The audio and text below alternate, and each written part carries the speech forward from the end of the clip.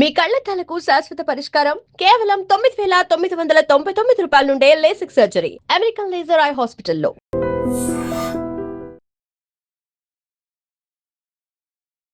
నమస్కారం, welcome to I dream. ధర్మ మార్గం విత్ విజిత కార్యక్రమానికి స్వాగతం.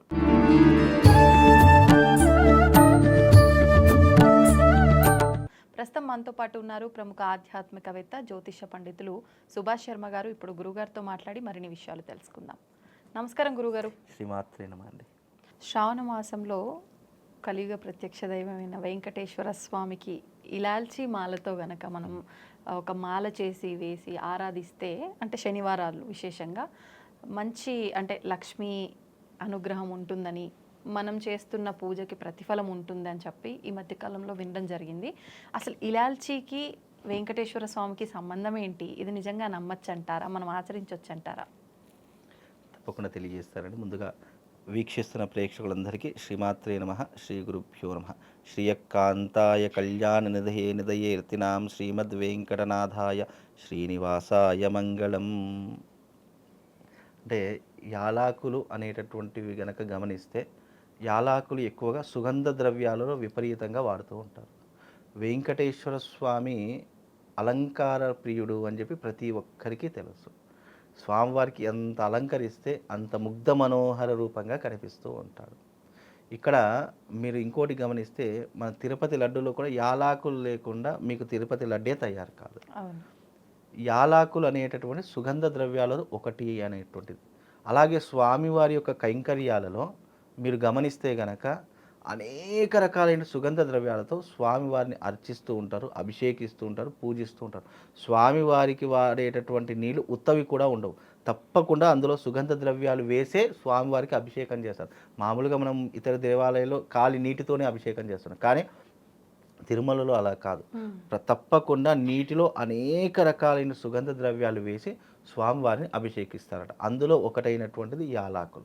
అందులో మీకు గోరోజనం వస్తుంది. అలాగే మీకు చూస్తే గనక ఈ యొక్క అరగజ వస్తుంది. అలాగే ఈ యొక్క అరగజతో పాటు పునుగు తైలము అనేది కూడా వస్తుంది. పునుగు తైలంతో పాటు స్వామివారికి సుగంధ ద్రవ్యాల్లో యాలాకులు అనేటటువంటివి కూడా వస్తూ ఉంటాయి. అంటే ఇక్కడ యాలాకులు అనేటివి స్వామివారి యొక్క సుగంధ ద్రవ్యాలు ఒకటైనటువంటిది.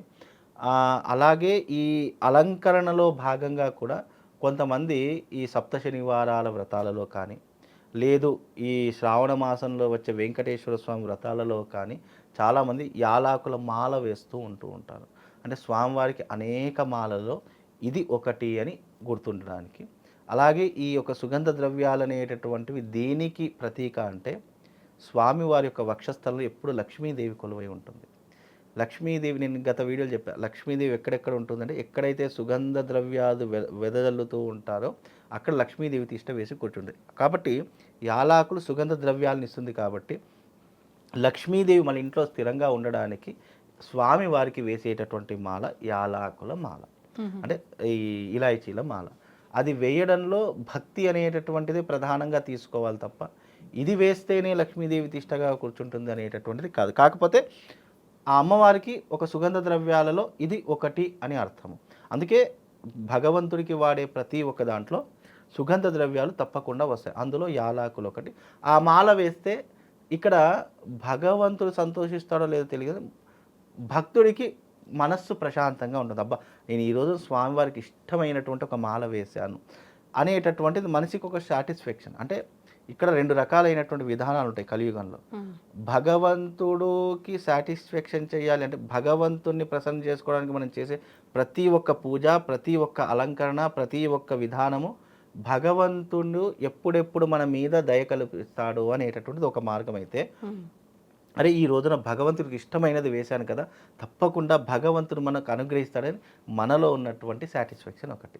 కాబట్టి ఇక్కడ రెండూ కూడా ధర్మబద్ధమైనటువంటివి, న్యాయబద్ధమైనటువంటివి. కాబట్టి అలా ఇష్టమైనటువంటివి వేస్తే తొందరగా ప్రసన్నుడవుతాడు, తొందరగా మన వైపు ఒక చూపు చూస్తాడు అనేటటువంటి విధానంతో ఈ యాలాకుల మాల అందులో ఒక భాగము అని చెప్పుకోవచ్చు. సంఖ్యమైన చూసుకోవాలండి, 27 కానీ 28 కానీ లేదా 108 కానీ చేసుకోవచ్చు. అంటే వాళ్ళ శక్తి అనుసారం. ఎందుకు అని అంటే గనక ఇక్కడ సాంఖ్య అనేటటువంటిది ఏంటి అని అంటే గనక భగవంతునికి మనం అష్టోత్తరము అని 108 సంఖ్యను ప్రధానంగా పెడతాం. అందుకే మనం ఏ సంఖ్య చెప్పినా 108 చేసేయండి అని చెప్తుంటాం. అంటే ఎగ్జాంపుల్గా చెప్పేస్తూ ఉంటాం.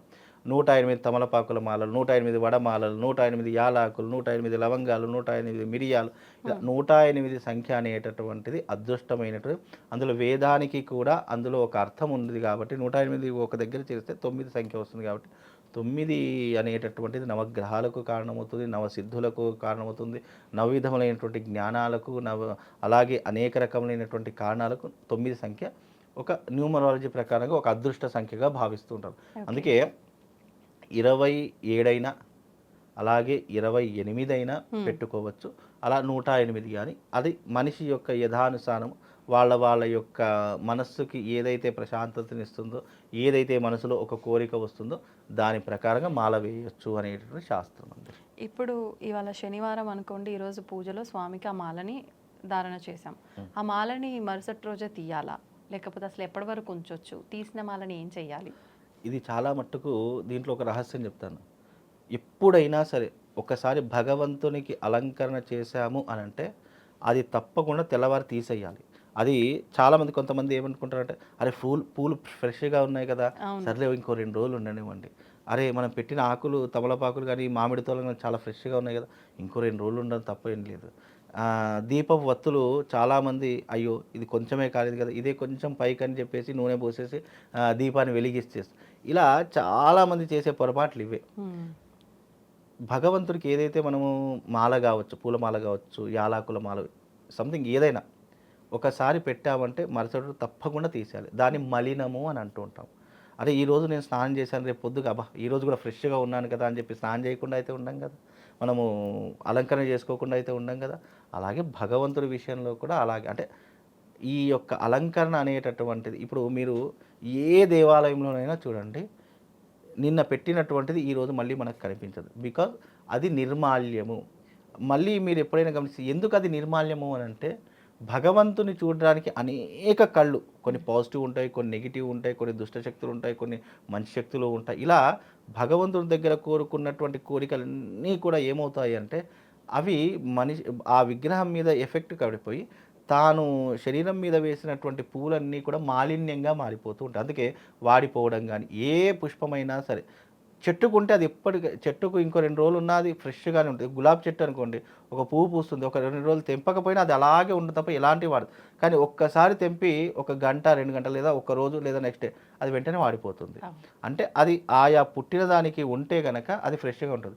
ఎప్పుడైతే అది ఇతరుల చేతిలో కానీ లేదా ఇతర విగ్రహాల మీద ఉంటుందో అది నెగిటివ్ ఇంపాక్ట్ని ఎక్కువగా గ్రహిస్తుంది. ఈ సృష్టిలో నెగిటివ్ని గ్రహించేటటువంటి దాంట్లో పుష్పాలు ఉంటూ ఉంటాయి, అలాగే ఈ అనేక రకములైనటువంటి ద్రవ్యాలు కొన్ని ఉంటుంటాయి నెగిటివ్ని గ్రహించే. నిమ్మకాయలు ఉంటూ ఉంటాయి, అలాగే గుమ్మడికాయలు ఉంటుంటాయి. ఎందుకు అవి అంటే నెగిటివ్ తొందరగా గ్రహిస్తూ ఉంటాయి. కాబట్టి ఇలాంటివి ఎప్పటికప్పుడు తీసేయాలి. కాబట్టి ఇలాంటి కొన్ని పనులు చేయడం వల్ల, అందుకే ఈ పూలు అలాగే ఉండని లేదా ఇంట్లో దీపవత్తు అలాగే ఉండని అంటే దీనివల్ల నెగిటివ్ ఇంపాక్ట్ ఇంకా పెరిగిపోతుంది. అది ఎప్పుడైతే అలాగే ఉంచుకుంటామో అప్పుడు 100% మన ఇంట్లో నెగిటివ్ ఇంపాక్ట్ పెరుగుతుంది, గొడవలు పెరిగిపోతాయి, అల్లర్లు పెరిగిపోతాయి, లేదు అంటే అప్పుల బాధలు పెరిగిపోతాయి. ఇలా అంటే మనం చేసేటటువంటి చిన్న చిన్న తప్పులే అవి మనల్ని చిన్న చిన్న కారణాల వైపు తీసుకెళ్ళి అది ఒక పెద్ద తప్పుగా మారిపోయి మనం కోలుకోలేనటువంటి విధంగా అయిపోతుంది. అందుకే ఎప్పుడు కూడా నిర్మాల్యం అనేటటువంటిది ఈ రోజు తీసింది మరుసటి రోజు తప్పకుండా తీసేయాలి. ఒకవేళ బాగుంది అనుకో, భగవంతుడి దగ్గర ఉంది కాబట్టి నువ్వు తల్లో పెట్టుకుంటావా, లేదా ఇంట్లో నువ్వు అందంగా దాచుకోవడానికి ఒక ఫ్లవర్ రాష్లో పెట్టుకుంటావు, అది వాళ్ళ ఇష్టం. లేదా ఈ యొక్క పూలదండలు ఉన్నాయి, చాలామంది వాళ్ళ పెట్టినటువంటి పూలదండ గుమ్మానికి కట్టుకుంటారు, అది మంచి శుభానికి సంకేతం. ఇలా చేసుకోవాలి తప్ప నువ్వు అది ఫ్రెష్గా ఉందని చెప్పేసి అదే రకంగా కంటిన్యూ మాత్రం చేయకూడదు. ఇప్పుడు పువ్వులు అంటే సరే వాడిపోతాయి, ఇలాచీలు అంటే ఆహార పదార్థాల్లో యూజ్ చేయొచ్చు. కాబట్టి ఆ ఇలాచీల మాల మనం ఇంట్లో పొడి చేసి పెట్టి నైవేద్యాలు తప్పకుండా వాడచ్చు. ఎందుకంటే భగవంతుడు సమర్పించిందే కదా. అంటే మళ్ళీ భగవంతుడికి సమర్పించింది మళ్ళీ నైవేద్యంలో పెట్టకూడదు. ఎందుకు అని అంటే అది మనం అదే సుగంధ ద్రవ్యాలు ఒకటి మనం టీలో వేసుకోవచ్చు, కాఫీలో వేసుకోవచ్చు, లేదా మనం స్వీట్ ఏదైనా పదార్థం చేసుకోవడం, తీపి పదార్థం అది తినడానికి మనం వాడుకోవచ్చు. ఇలాంటి పదార్థాలు వాడుకోవాలి తప్ప ఒకసారి భగవంతుడికి ఏదైనా అర్పించామనుకోండి, అది ఇక మరుసటి రోజు మళ్ళీ నేను అదే వేరే రకంగా అనిపిస్తానంటే కుదరదు. అది ఒకసారి సమర్పించామా అది అయిపోయింది, మళ్ళీ అది మనం తీసుకున్నామా అది ప్రసాదం కిందికి అవుతుంది. కాబట్టి ప్రసాదం అనేది ఒకసారి సమర్పించింది మళ్ళీ మనం అది చేత్తో ఎప్పుడైతే తీసుకోవడం మొదలు పెట్టామో అది భగవంతుడు మనకి ఇచ్చినట్టు ప్రసాదంగా భావన చేసుకోవాలి తప్ప అది ఫ్రెష్గా ఉంది ఇంకో 2 రోజులు వేసుకున్న మళ్ళీ దాన్ని వేరే రకంగా భగవంతుడికి పెడదామంటే అది కుదరదు. అది మనమే ప్రసాదంగా తీసుకోవాలి. అది నువ్వు ఏ రకంగా మలుచుకుంటావు, ఏ రకంగా దాన్ని మార్చుకుంటావు అనేది నీ చేతుల్లో ఉన్న పని. స్వీట్లో వేసుకుంటావా, టీలో వేసుకుంటావా, కాఫీలో వేసుకుంటావా, అది మన ఇష్టం. ఓకే, ధన్యవాదాలండి. శ్రీమాత్రి. And for more videos, Please subscribe to iDream. Please subscribe to iDream. Please subscribe iDream. and please subscribe to iDream. For more videos, subscribe to iDream. please like, share, and subscribe to the channel. Congratulations, iDream. Subscribe to iDream. Subscribe to iDream. So subscribe to iDream Media. iDream की iDream team अंदर की huge congratulations. Please subscribe iDream Media. Please subscribe to iDream. Subscribe iDream. Please subscribe to iDream. iDream అంటే నా కళల channel subscribe చేసుకున్న నోరు తిరుగుతలేదు, మీరైతే గంట గుర్తు కొట్టండి. For more such videos, please subscribe to iDream. Subscribe to iDream. Please subscribe to iDream. Please subscribe iDream Media. Please do subscribe to iDream. Please subscribe to iDream Media. For best entertainment and information, please subscribe iDream. And don't forget to subscribe to iDream.